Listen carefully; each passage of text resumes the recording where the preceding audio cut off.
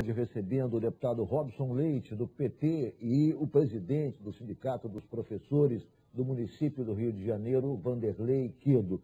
Deputado Robson, nos últimos anos, se observa uma enorme fusão de grupos universitários no Rio de Janeiro. Há pouco tempo, uma universidade de Niterói foi encampada ou comprada por uma universidade de Anhanguera, de São Paulo, ou seja, quando você vai a São Paulo, já vê também vários pontos da Universidade Estácio, enfim, está havendo aí uma fusão, os grandes grupos estão presentes em todo o território nacional. Isso é positivo ou negativo? Isso está... A faculdade quase está desaparecendo. Hoje são grandes universidades, todas elas de grandes conglomerados do ensino educacional. Que tipo de consequência isso provoca, deputado? E essa consequência, pelo seu relatório, foi positiva ou foi deletéria para a qualidade do ensino superior? Totalmente deletéria, Ricardo. Um dos encaminhamentos do relatório é exatamente a proibição desse capital estrangeiro, dessas fusões. As fusões, algumas delas são proibidas. A tentativa do Grupo Galileu de fundir a Gama Filho Universidade, e na verdade, inclusive em alguns processos de ilegalidade, já pegando professores de uma, jogando em outros, e alunos também, que é ilegal, foi recusada pelo MEC. Mas evidentemente que há um dado que a gente precisa colocar: todas essas empresas internacionais que têm ações na Bolsa de Valores, a que teve menor rendimento em 2012, teve 62% do Ibovespa, menor. A maior passou de 100%, beirou 100%.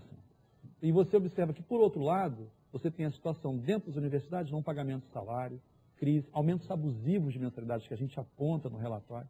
O processo precisa ser aperfeiçoado pelo MEC. É importante a gente identificar o motivo disso, um crescimento substancial. E esse crescimento não é negativo, isso que a gente precisa entender. Eu quero fazer um contraponto a isso, porque, por exemplo, tem um depoimento pessoal, da minha vida pessoal, que é o seguinte: eu sou professor do interior, moro do Rio há muitos anos, nasci em Resende. Eu me lembro do tempo que meu pai dizia: olha, meu pai fez direito, veio fazer aqui no Rio de Janeiro, e todos os irmãos tiveram que vir para o Rio de Janeiro para fazer direito. Meu avô bancou os 5 filhos no Rio de Janeiro para fazer curso superior. Ele me contava essa história e me sensibilizava muito. Eu já era de um tempo que o polo regional era Volta Redonda. Para se estudar primário em Resende, teria que ir à Volta Redonda. Hoje, Resende tem todos os cursos superiores. Quer dizer, não há nada que não tenha em Resende. Então, veja a diferença. Antigamente era o Rio, depois passou um polo regional, era a Volta Redonda. Hoje tem na cidade. Hoje é uma coisa corriqueira, o curso superior. Quer dizer, isso possibilitou o acesso de uma enorme quantidade de pessoas que não tinha condição de vir para a capital para fazer curso superior. Tem um lado positivo nisso, deputado. Mas é esse que é o ponto. Você foi muito feliz que você colocou, Ricardo. Nos últimos 10 anos, no Brasil, nós tivemos 83 IES, né, instituições de ensino superior, públicas, e 658 privadas, nos últimos 10 anos, novas. 658 privadas. Então, por que isso? Porque nos últimos 10 anos tivemos algumas iniciativas governamentais que fomentaram e que foram boas.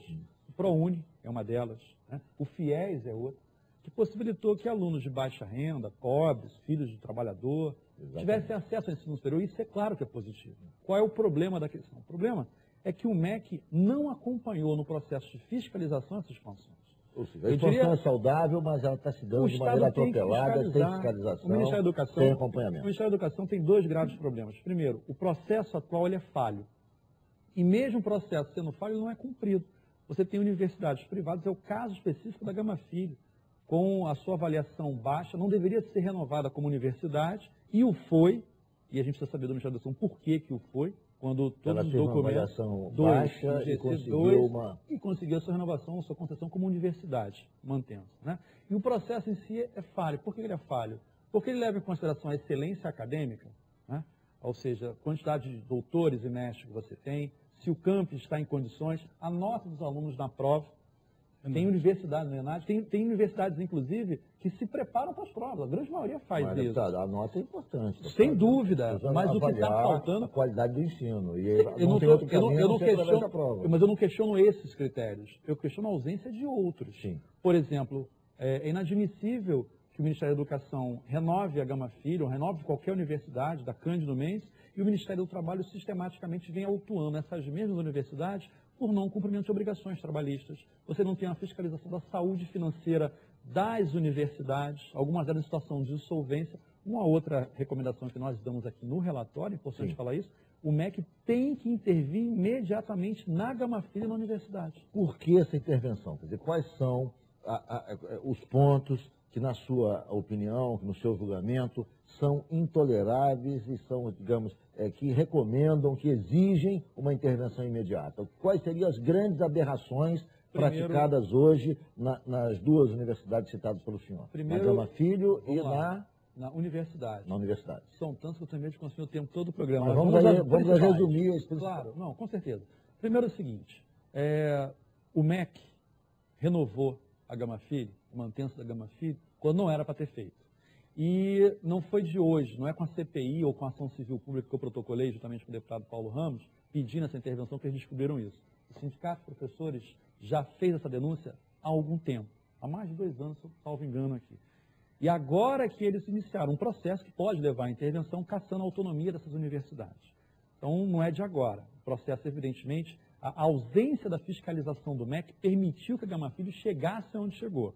E eu tenho absoluta convicção, até porque eu conheço a trajetória, a história do ministro Aloysio Mercadante, que a gente vai chegar à intervenção.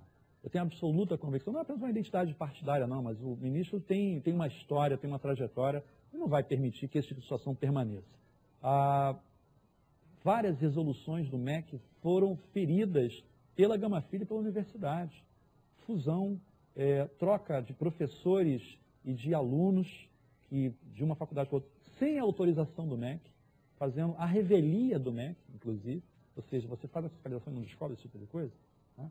O não pagamento de salário, como já falamos aqui, agora, fundo de garantia, INSS, enfim. E falhas também no processo, é importante falar sobre isso, os relatórios financeiros têm problemas graves. E, evidentemente, como é que tem acesso a isso? Professor Vanderlei Quirdo, eu vou deixar uma pergunta, vou ter que ir para o intervalo, mas como é que se explica, digamos assim, o quase desaparecimento de algumas universidades tradicionais do Rio de Janeiro? Eu vou citar o exemplo da Santa Úrsula, que foi uma universidade importante, histórica do Rio de Janeiro, e hoje parece que tem 1.000 alunos, se tanto. E parece que já teve mais de 10.000 alunos em outros tempos. E hoje ela não tem a menor importância. O que se explica? O que pode levar uma universidade com essa tradição a chegar no ponto que chegou? O Jogo do Poder faz um rápido intervalo e volta em 1 minuto.